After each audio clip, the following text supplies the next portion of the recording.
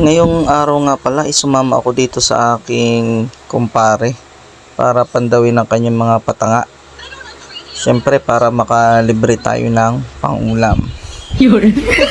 So ito nga pala ang bunganga ng Nauhan Lake. Ayan o, napakaganda. Ganda ng view. Okay. Bunganga po ito ng Nauhan Lake. Ayan.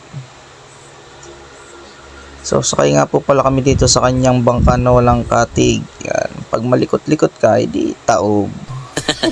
Yan. So nandito na po kami sa unang patanga o fish trap na kanyang itinaan. Ayan. Unang pandaw. Unang pandaw. Ay wala. Okay. At buti na lang dito sa kanyang pangalawa ay makakakuha na kami ng pangulam.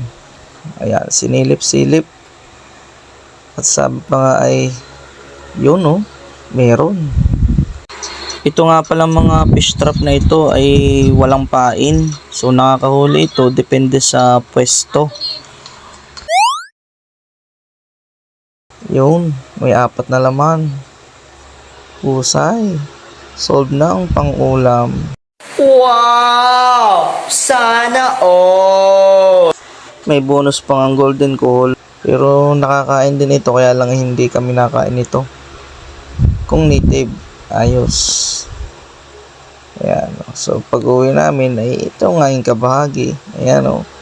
Ano gang masarap na luto din eh. Medyo mahaba nga po pala ang video kaya apang na lang sa part 2.